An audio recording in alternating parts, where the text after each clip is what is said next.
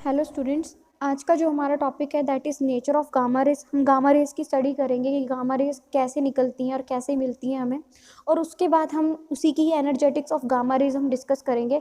अभी तक हमने बीटा रेज को हमने स्टडी कर लिया, अल्फ़ा रेज को हमने स्टडी कर लिया, और उनकी energetics of alpha and beta D के दोनों हमने डिस्कस कर लिए हैं अपने प्रीवियस लेक्चर में। तो अब हमारा जो लास्ट टॉपिक है that is nature of gamma rays और एनर्जेटिक्स ऑफ गामा रेज, ये हम डिस्कस करेंगे। तो सबसे पहले हमारे पास क्वेश्चन ये आता है कि हमें गामा रेज मिलती कैसे हैं। तो देखो, गामा रेज जो है हमें तब मिलती हैं जब भी हमारा न्यूक्लियस जो है एक्साइटेड स्टेट से ट्रांजिशन करके लोअर स्टेट में आता है, तो हमें क्या प्रोड्यूस करता है, वो गामा रेज प्रोड्यूस करता है। तो यहाँ पे बच्चे क्या कह रखा है, पहले तो हमें इसका मतलब ये है कि पहला प्रोसेस तो ये होगा कि हमें न्यूक्लियस को क्या करना पड़ेगा, एक्साइटेड स्टेट में लेके जाना पड़ेगा। तो उसके कुछ नंबर ऑफ वेज हैं जिससे हम जो है न्यूक्लियस को एक्साइटेड स्टेट में हम लेके जा सकते हैं। जैसे आपको पता है कि जब भी न्यूक्लियस जो है अल्फ़ा या बीटा डीके करता है, तो कोई भी रेडियो एक्टिव सोर्स में से अगर अल्फ़ा या बीटा पार्टिकल्स निकलते हैं, तो जो हमारा डॉटर न्यूक्लियस होता है वो एक या एक से ज़्यादा जो है एक्साइटेड स्टेट में होता है। तो इसका मतलब कि जब भी अल्फ़ा डीके या बीटा डीके होगा तो हमारा न्यूक्लियस, डॉटर न्यूक्लियस क्या होगा, एक्साइटेड स्टेट में होगा। ठीक है, जब ये न्यूक्लियस जो है बच्चे क्या करेगा, ट्रांजिशन करेगा लोअर स्टेट में, क्योंकि अब देखो एक्साइटेड स्टेट में कोई भी चीज़ हो, अगर एटम एक्साइटेड स्टेट में है तो ऑफकोर्स वो कैसा है, अनस्टेबल है। तो उसको स्टेबल होने के लिए क्या करना पड़ेगा, ग्राउंड स्टेट में आना पड़ेगा। तो ये कह रहा है जब भी न्यूक्लियस एक्साइटेड स्टेट से कहाँ ट्रांजिशन करेगा, ग्राउंड स्टेट में ट्रांजिशन करेगा, और वो क्या करता है बच्चे, कुछ फोटोन्स एमिट करता है, हाई एनर्जी फोटोन्स एमिट करता है, जिसको हम क्या कहते हैं बच्चे, गामा रेज कहते हैं। तो यहाँ से बच्चे मान लो मेरे पास यूरेनियम न्यूक्लियस था। ठीक है, यूरेनियम न्यूक्लियस ने क्या किया बच्चे, जो डॉटर न्यूक्लियस मिला हमें, यूरेनियम का मुझे डॉटर न्यूक्लियस मिला। ठीक है, ये पेरेंट न्यूक्लियस था और ये क्या है बच्चे, डॉटर न्यूक्लियस था। ये डॉटर न्यूक्लियस कब मिला, जब उसने क्या किया, अल्फा डीके किया। मान लो इसमें से क्या निकल रहा है बच्चे, अल्फा पार्टिकल एमिट हो रहा है। अल्फा लो या बीटा पार्टिकल कुछ भी ले सकते हो, और कुछ एनर्जी रिलीज हुई। तो यहाँ से जब पेरेंट न्यूक्लियस जो है डिसइंटीग्रेट करके जो है बच्चे डॉटर न्यूक्लियस में कन्वर्ट हुआ, तो वो जो डॉटर न्यूक्लियस का जो था वो क्या हो गया बच्चे, एक्साइटेड स्टेट में चला गया। तो एक्साइटेड स्टेट में चला गया, इसका मतलब ये होता है बच्चे कि न्यूक्लियस का एक्साइटेड स्टेट में जाने का मतलब ये है कि जो इलेक्ट्रॉन्स हैं वो क्या चले गए, लोअर स्टेट से हायर स्टेट में जंप कर गए। अब बच्चे एक्साइटेड स्टेट में आपको पता है कि जो इलेक्ट्रॉन है उनकी जो एक्साइटेड स्टेट में होने की पॉसिबिलिटी है, उनका जो टाइम होता है that is very small, 10⁻⁻8 seconds आप कह सकते हो। तो ये इलेक्ट्रॉन क्या करेंगे बच्चे, फर्दर ग्राउंड स्टेट में आएंगे, और जब ग्राउंड स्टेट में आएंगे और क्या करेंगे, एनर्जीज एमिट करेंगे, और वो हाई एनर्जी जो है फोटोन जो एमिट करेंगे वो क्या कहलाएगा, आपका गामा रेस। तो हमेशा याद रखना, हमें गामा रेस कब मिलती हैं, जो हमारा डॉटर न्यूक्लियस जो है एक्साइटेड स्टेट से लोअर स्टेट में जब ट्रांजिशन करता है, तो हाई एनर्जी फोटोन्स एमिट होते हैं, और वो क्या होते हैं बच्चे, आपके गामा रे फोटोन्स होते हैं, या आप ये कह सकते हो गामा रेज होती हैं। ठीक है, तो न्यूक्लियस जो है अपनी एनर्जी जो है, एक्साइटेड एनर्जी जो है उसे जो है रिड्यूस करता है, ठीक है ना, और गामा रेज देता है। ठीक है, लेकिन जब गामा, अब देखो ये एक्साइटेड स्टेट में चला गया ना आपका डॉटर न्यूक्लियस। ठीक है, जब ये ग्राउंड स्टेट में आएगा तो उस केस में आप ये नहीं कहोगे कि इसके प्रोटॉन्स चेंज हो गए, इसके नंबर ऑफ न्यूट्रॉन्स चेंज हो गए, नहीं, एक बार प्रोसेस हो गया। अब हमें पता है कि पेरेंट न्यूक्लियस में मान लो बहुत सारे न्यूक्लियस थे, उसका साइज बड़ा था, तो रिड्यूस होगा। रिड्यूस कैसे होगा, डॉटर न्यूक्लियस में कन्वर्ट होकर और क्या करेगा, अल्फा पार्टिकल एमिट करेगा। और जो डॉटर न्यूक्लियस जो एक्साइटेड स्टेट में होगा, ये फर्दर ग्राउंड स्टेट में जब आएगा तो उस केस में हमारे नंबर ऑफ प्रोटॉन्स और न्यूट्रॉन्स सेम रहेंगे, न्यूक्लियस के अंदर कोई चेंजेस नहीं आते हैं, ये याद रखना। ठीक, इसका मतलब ये होता है सिर्फ कि जो आपका इलेक्ट्रॉन है वो ट्रांजिशन करता है हायर स्टेट से लोअर स्टेट में, आपके प्रोटॉन और न्यूट्रॉन के ऊपर कोई फर्क नहीं पड़ता। अगर यहाँ पे अगर आप XAZ अगर आप ले रहे हो बच्चे पेरेंट न्यूक्लियस, तो जो डॉटर न्यूक्लियस होगा ना, कई बार आपने देखा, आपने XAZ पेरेंट न्यूक्लियस लिया, जो डॉटर न्यूक्लियस होगा ना उसको आप बेसिकली आप कैसे रिप्रेजेंट करते हो, A-4 और Z-2। अगर मान लो उन्होंने अल्फा पार्टिकल एमिट किया, ठीक है ना, तो इसको कई बार हम ना स्टार से रिप्रेजेंट करते हैं। ठीक है, इसको हम स्टार से रिप्रेजेंट भी करते हैं, यानी कि डॉटर न्यूक्लियस के ऊपर स्टार लगा होता है, दैट मीन्स ये डॉटर न्यूक्लियस जो है that is in the excited state. तो जैसे ही एक्साइटेड स्टेट से वो ग्राउंड में आएगा तो हम वही सेम चीज A-4 Z-2 प्लस में हीलियम पार्टिकल जो उसने निकाला है प्लस Q अल्फा। तो इस केस में आप देखोगे कि नंबर ऑफ प्रोटॉन्स और न्यूट्रॉन्स सेम रहते हैं, सिर्फ क्या होता है बच्चे, इलेक्ट्रॉन की ट्रांजिशंस होती हैं। ठीक है, और गामा रेज मिलती हैं। अब गामा रेज जो होती हैं दैट इज हाईली पेनिट्रेटिंग, हमें पता है कि जो गामा रेज है वो बहुत ज़्यादा पेनिट्रेटिंग होती हैं, ठीक है, अल्फ़ा बीटा से।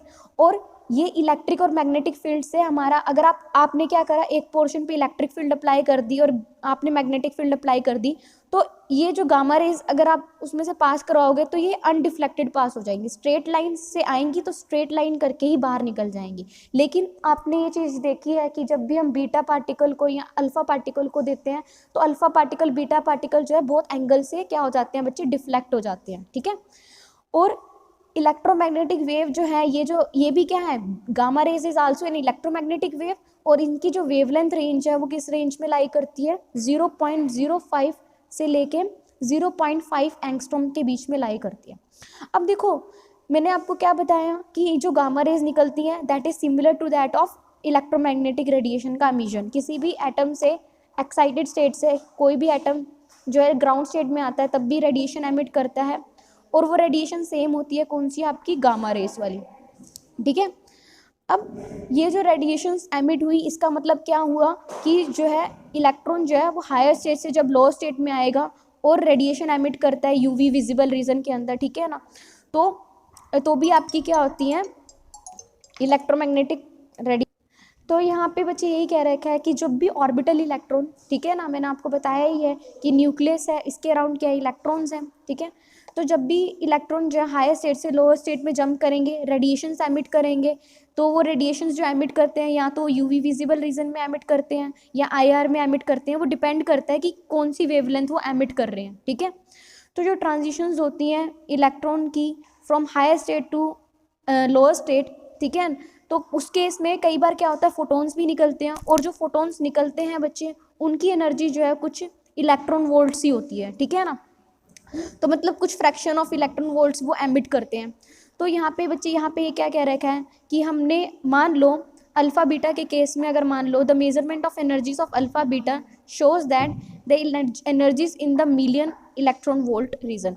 तो यहाँ पे बच्चे क्या कह रखा है, जब इलेक्ट्रॉन जो है लोअर से हायर स्टेट में जाते हैं या हायर स्टेट से लोअर स्टेट में आते हैं तो एनर्जी एमिट करते हैं, कुछ इलेक्ट्रॉन वोल्ट एनर्जी एमिट करते हैं। लेकिन जो बीटा पार्टिकल्स होते हैं बच्चे, जब इनका एमिशन होता है ना तो इनकी जो एनर्जी होती है, हम इनकी जब अल्फ़ा और बीटा पार्टिकल की जब हम एनर्जी को मेज़र करते हैं तो उनकी जो एनर्जी होती है वो कुछ मिलियन इलेक्ट्रॉन वोल्ट रीजन के अंदर लाई करती है। तो कितना डिफरेंस है देखो यहाँ पे, कि यहाँ पे जब इलेक्ट्रॉन जो लोअर से हायर से लोअर में जाते हैं तो कुछ इलेक्ट्रॉन वोल्ट एनर्जी एमिट करते हैं, लेकिन बीटा पार्टिकल्स की अगर मैं बात करूँ तो वो मिलियन इलेक्ट्रॉन वोल्ट रीजन के अंदर एनर्जी जो है एमिट करते हैं, ठीक है। तो यहाँ पे हमारे पास क्या कह रखा है कि जब भी ट्रांजिशन होती है न्यूक्लियर स्टेट से, result in the emission of photon having energy. अब यहाँ पे ये कह रखा है जब भी न्यूक्लियर एनर्जी स्टेट से जब भी ट्रांजिशन होंगी, ठीक है ना, जब न्यूक्लियस हायर से लोअर स्टेट में जब ट्रांजिशन करेगा तो जो फोटोन्स एमिट करेगा उसकी जो एनर्जी है कुछ 1000 इलेक्ट्रॉन वोल्ट्स के बीच से लेके सेवरल मिलियन इलेक्ट्रॉन वोल्ट्स की रेंज में लाई करेगी।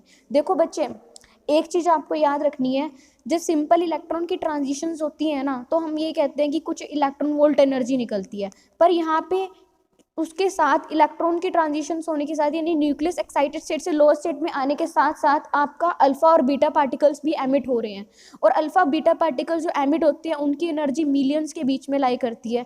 तो ऐसी जब डॉटर न्यूक्लियस जो है हाई एक्साइटेड स्टेट से जब लोअर स्टेट में आएगी तो उसकी एनर्जी जो है एक रेंज जो है दैट इज़ कुछ 1000 इलेक्ट्रॉन वोल्ट से लेके कुछ मिलियन इलेक्ट्रॉन वोल्ट तक लाई करेगी, ठीक है।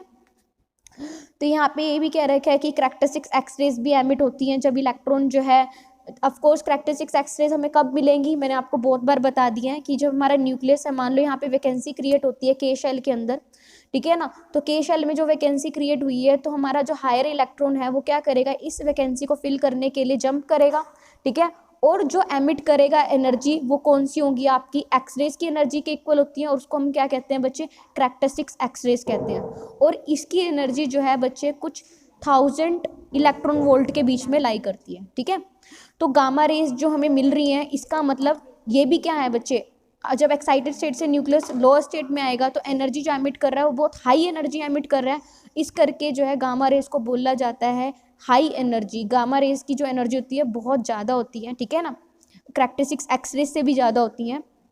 और यहाँ पे कुछ दे रखा है कि करैक्टरिस्टिक्स एक्सरेज हैं उनकी वेवलेंथ जो है वो कुछ एंगस्ट्रॉम में लाई करती है, और लेकिन ऑफ कोर्स हम बात कर रहे हैं जब एनर्जी गामा रेस की ज़्यादा है आपकी करैक्टरिस्टिक्स एक्स रेस से, तो आपको एनर्जी क्या होती है बच्चे, एच सी बाय में लैम्डा होती है। तो ऑफ कोर्स जो लैम्डा वेवलेंथ होगी गामा रेस की वो क्या होगी बच्चे, कम होगी, किससे, आपके करैक्टरिस्टिक्स एक्स रेस से।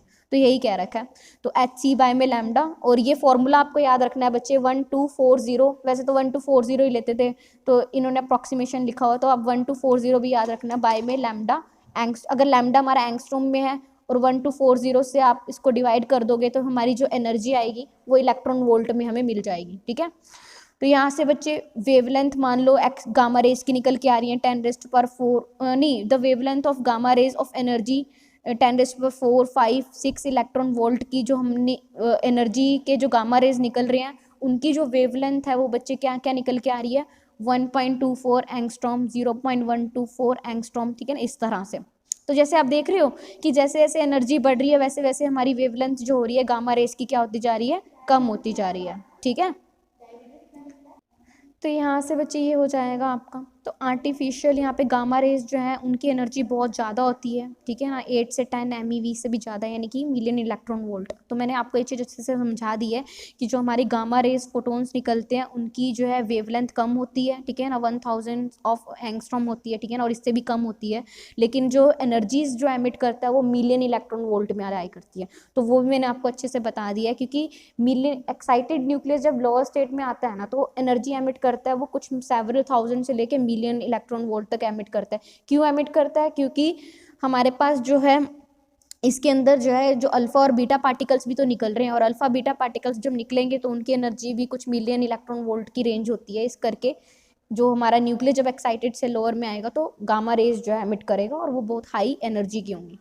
अब हम बात कर लेते हैं energetics of gamma decay and recoil effect. ठीक है ना, ऑफ कोर्स अब इसकी भी हमें law of conservation of energy हम निकालेंगे। अब हमारे पास फॉर्मूला क्या है बच्चे, पेरेंट न्यूक्लियस जो है डॉटर न्यूक्लियस देता है और वो किस में होता है बच्चे, एक्साइटेड स्टेट में होता है। मान लो अल्फा पार्टिकल एमिट करता है और कुछ एनर्जी क्यू अल्फा एमिट करता है। ठीक है ना, डिसइंटीग्रेशन एनर्जी। तो हमारा जो न्यूक्लियस है, एक्साइटेड न्यूक्लियस है, उसका रेस्ट मास m0 है, यानी कि जो डॉटर न्यूक्लियस है जो एक्साइटेड स्टेट में है उसका एनर्जी हमने रेस्ट मास लिया m0। ठीक है, और जैसे ही वो m0 जो डॉटर हाइयर जो हमारा कौन सा ये जो हमारा एक्साइटेड न्यूक्लियस है जब किस में आएगा, लोअर स्टेट में आएगा। ठीक है ना, m0c² से लेके m0c² में आएगा, जब वो m0*c² से लेके m0c² में आएगा। ठीक है ना, एक्साइटेड से लोअर स्टेट में जंप करेगा जब, तो उस केस में हमारे पास क्या हो जाएगा, उसका रेस्ट मास क्या हो जाएगा m0c²। ठीक है, तो m0*c² से वो कहाँ जा रहा है, m0c² में जा रहा है, प्लस क्या कर रहा है बच्चे, गामा रेज निकाल रहा है, प्लस क्या निकाल रहा है बच्चे, प्लस अपने में से कौन सी एनर्जी एमिट करेगा, अल्फा पार्टिकल की जो एनर्जी होगी टी अल्फा। ठीक है, तो यहाँ से वही जो हमारे पास क्या होगी, initial E energy is equal to final energy plus E gamma plus में टी अल्फा। ऐसी अगर आपको लगाना हो रेस्ट मास एनर्जी जीरो होती है, पहले न्यूक्लियस जीरो रेस्ट पे होता है, फिर उसके बाद वो क्या करता है बच्चे, कुछ गामा पार्टिकल्स का मोमेंटम प्लस अल्फा पार्टिकल्स का मोमेंटम जो एमिट हुआ। और याद रखना जो गामा पार्टिकल्स निकलेंगे, ठीक है ना, गामा फोटोन जो निकलेंगे उनकी डायरेक्शन और अल्फा पार्टिकल की डायरेक्शन अपोजिट होगी, तभी ये प्रोसेस पॉसिबल है। यानी कि P gamma is equal to P alpha. अगर मैग्नीट्यूड वाइज देखें तो इस तरह से, अगर मैग्नीट्यूड ना ले तो P gamma is minus of P alpha. ठीक है ना, तो यहाँ से बच्चे ये आ जाएगा। अब देखो जो गामा पार्टिकल की जो रिकॉयल हुई है, ठीक है ना, जो न्यूक्लियस हमारा रिकॉयल हुआ है, तो वो मान लो बहुत ही कम वेलोसिटी से रिकॉयल हुआ है, और उनकी वेलोसिटी अगर स्पीड ऑफ लाइट से बहुत कम होती है तो हम नॉन रिलेटिविस्टिक केस करते हैं। तो kinetic energy in terms of non relativistic case के लिए हम काइनेटिक एनर्जी निकालेंगे तो वो क्या आ जाएगी, अल्फा पार्टिकल की पी अल्फा स्क्वायर बाय में 2m0।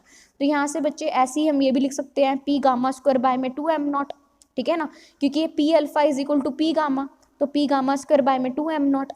तो यहाँ से बच्चे ई गामा जो है वो पी गामा इंटू सी के इक्वल है। ठीक है ना, ये आपको याद होना चाहिए, ये तो पता ही है आपको। ठीक है ना, E is equal to P C. मैंने बहुत बार आपको जब अपने फोटोन डिस्कस किया था क्वांटम मैकेनिक्स में, सबसे पहला टॉपिक जो कुछ टॉपिक्स के बाद ही आया था फोटोन जो हमने डिस्कस किया था, उसमें मैंने आपको ये बताया था कि जो फोटोन के केस में एनर्जी को हम इस तरह से भी लिख सकते हैं, E is equal to P C. ठीक है ना, तो यहाँ से बच्चे हमारे पास क्या आ जाएगा, पी जो है हमारे पास क्या निकल के आ जाएगा, पी की वैल्यू हम पुट कर देंगे ई गामा बाय में सी, तो ई गामा स्क्वायर बाय में सी स्क्वायर। तो यहाँ से बच्चे टी अल्फा हमारे पास क्या निकल के आया है, ई गामा स्क्वायर बाय में 2m0c²। तो गामा एमिशन होगा तो न्यूक्लियस जो है वो रिकॉयल होगा, ठीक है ना, और जो एनर्जी होगी वो रिकॉइलिंग, जो फोटोन हमारा निकल रहा है वो और रिकॉइलिंग न्यूक्लियस दोनों इक्वली शेयर करेंगे, ठीक है ना। जब हमारा गामा निकलता है तो हमारा न्यूक्लियस रिकॉयल होता है, ठीक है ना, तो गामा और जो फोटोन है और रिकॉइलिंग न्यूक्लियस है दोनों एनर्जी क्या होती है, इनमें शेयर हो जाती है, ठीक है। तो यहाँ पे क्या कह रखा है, nuclear gamma resonance absorption is normally not observe but there is a shift in the gamma energy by. तो यहाँ पे क्या कह रखा है कि जो न्यूक्लियर गामा रेजोनेंस ऑब्जर्प्शन है वो ज़्यादातर नहीं देखी जाती, लेकिन जो एक शिफ्ट आता है जो गामा की एनर्जी में वो कितना आता है, ई गामा स्क्वायर बाय में 2m0c², ठीक है। तो यहाँ से बच्चे इन्होंने ना, मान लो जो गामा हमारी रेज निकल रही है उनकी एनर्जी मान लो 2 MeV है, और जो जिस न्यूक्लियस में से निकल रही है उसका मास नंबर मान लो 50 है, तो उसमें टी अल्फा हमारा निकाल रखा है 40 इलेक्ट्रॉन वोल्ट निकल के आता है, ठीक है ना। तो यानी कि kinetic energy of alpha particle कितनी निकल के आती है आपकी, 40 इलेक्ट्रॉन वोल्ट। तो यहाँ पे ये क्या रखा है, इन गामा डी के प्रोसेस के अंदर जो रिकॉयल एनर्जी है वो बहुत कम होती है। जितने भी हम कुछ भी कोई भी प्रोसेस है उसके लिए हम रिकॉयल एनर्जी जो याद रखना बहुत कम होती है, और इस करके जो गामा रे एनर्जी जो है resulting due to the transition between the two states is almost the same difference. तो यहाँ पे बच्चे ये याद रखना, तो जो गामा एनर्जी, जो गामा पार्टिकल जो एनर्जी एमिट करके निकलता है ना, that is basically the difference between the two energy states, ठीक है ना। तो यही कह रखा है ई गामा जो है that is basically difference between the initial and the final energy state. तो वो क्या होंगी, m0 c² m0 * c² - m0 c²। तो यही कह रखा है EI - EF। तो ये याद रखना, जो भी गामा रेज, जो जिस एनर्जी से गामा रेज निकलती हैं that is basically the difference between the two energy states, to excited energy, to excite, ये कह लो कि one excited and ground state के बीच का डिफरेंस है, ठीक है। तो ये बच्चे जो रिकॉइल रेजोनेंस ऑब्जॉर्प्शन इफेक्ट, ये मोसबर इफेक्ट, ये हमारे सिलेबस में नहीं है तो मैं नहीं बताऊंगी ये क्या इफेक्ट होता है, ठीक है ना। तो ये हम ये डिस्कस नहीं करेंगे, जब आएगा, जब आपकी जरूरत पड़ेगी, जिस पॉइंट पे मुझे पता लगेगा कि इसकी ज़रूरत है इस प्रोसेस को डिस्कस करने की, तो मैं तभी डिस्कस करूँगी, अदरवाइज़ ये हमारा सिलेबस में नहीं है तो मैं इसको नहीं डिस्कस करूँगी, ठीक है।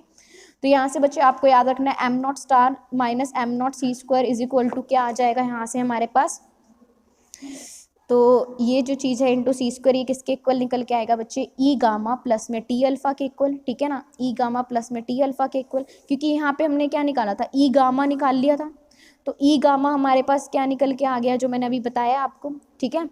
ई गामा हमने निकाल लिया, तो ई गामा निकाल लिया, तो यहाँ से बच्चे हाँ ठीक है, ई गामा हमने निकाल लिया, और एक सेकेंड, तो यहाँ से बच्चे आप देखोगे EI - EF is equal to E gamma plus में टी अल्फा, और EI - ई गामा क्या बच्चे, m0 - m0 into c² is equal to E gamma plus में टी अल्फा। तो यहाँ से टी अल्फा भी हमने कैलकुलेट कर लिया, वो क्या है बच्चे, ई गामा स्क्वायर बाय में 2m0c²। तो ये जो फैक्टर है, ये फैक्टर कभी जीरो नहीं हो सकता, ठीक है ना। लेकिन अगर मुझे इसको जीरो बनाना है तो उस केस में बच्चे क्या हो जाएगा, फॉर लो, ये क्या होगा, 10 to 0 for low energy gamma ray emission from heavy nucleus. तो यहाँ पे क्या कह रखा है, अगर जो हमारे गामा रे निकलेंगे ना उसकी एनर्जी अगर कम होगी तो उस केस में हम ये जो फैक्टर है जीरो को अप्रोच कर सकते हैं, ठीक है। तो यहाँ पे बच्चे यही कह रखा है कि एमिशन जो है वो उसको हम ऑलमोस्ट रिकॉइललेस कहते हैं, ठीक है ना, यानी कि जो हमारा न्यूक्लियस होता है, जो मतलब रिकॉइलिंग एनर्जी जो यूज़ होती है दैट इज़ वेरी स्मॉल, ठीक है। तो ये बार बार वर्ड यूज़ कर रहे हैं मोजबर इफेक्ट, ये जो है बच्चे अभी हमारे सिलेबस में नहीं है, तुम अभी इसमें मत जाना, तुम ये क्या है, इसकी वजह से रेजोनेंस अब्जॉर्प्शन नहीं होती और ये बेसिस बनता है, तो ये जो चीज़ें अभी आप मत डिस्कस करो, ठीक है। अभी फ़िलहाल आपके लिए इतना इंपॉर्टेंट है कि ये जो फैक्टर है ज़ीरो कब होगा, ये फैक्टर ज़ीरो तब होगा जब हमारे पास क्या हो जाएगा बच्चे, बहुत ही कम एनर्जी की जो है गामा रेज निकलेंगी तब, ठीक है। अगर मुझे लगेगा तो मैं आपको गूगल मीट पे इस पर बता दूंगी ये वाली चीज़ के बारे में, बट मुझे नहीं लगता है कि ये हमारे सिलेबस का पार्ट है या फिर हमें इसमें जाना चाहिए, ठीक है। तो इतनी न्यूक्लियर फिजिक्स हमें डिटेल में नहीं पढ़नी है आपके लिए, तो अभी के लिए इतना ही। एक ये न्यूमेरिकल देख लो, ये बहुत इंपॉर्टेंट है, ठीक है ना। मैंने आपको ना एक रिलेशन बताई थी I = I0 e की पावर माइनस म्यू एक्स के अंदर, ठीक है ना। तो यहाँ पे अब्जॉर्प्शन कॉफिशिएंट हमें दे रखा है 1 MeV, फॉर गामा रेज इतना, मैंने कि 1 MeV गामा रेज के लिए अब्जॉर्प्शन कोफिशिएंट है 0.75 सेंटीमीटर इनवर्स। आपको क्या कैलकुलेट करना है, thickness of lead sheet calculate करना है, मतलब आपको क्या कैलकुलेट करना है, थिकनेस कैलकुलेट करनी है, ठीक है ना, जिससे गामा रेज की इंटेंसिटी कितनी रिड्यूस हो जाए, 1/10 रिड्यूस हो जाए। तो गामा रेज की इंटेंसिटी किससे रिड्यूस हो जाए, I0/10 से रिड्यूस हो जाए। तो आप ये सब्सटीट्यूट कर दोगे, log E10 is equal to mu x, ठीक है ना, हमें एक्स कैलकुलेट करना है, ठीक है ना। तो उसके लिए एक्स को इधर रखेंगे 1/म्यू, और म्यू हमें कितना दे रखा है 0.75 सेंटीमीटर इनवर्स, ठीक है ना। log E है तो 2.303 से मल्टीप्लाई कर देंगे, log 10 ठीक है ना। तो ये हमारे पास जो थिकनेस निकल के आएगी वो कितनी निकल के आएगी, 3.07 सेंटीमीटर। तो इस तरह के जो न्यूमेरिकल्स हैं ना बच्चे, ये पेपर पॉइंट ऑफ व्यू से बहुत इंपॉर्टेंट है। तो अभी के लिए हमारा इतना ही, थैंक यू सो मच।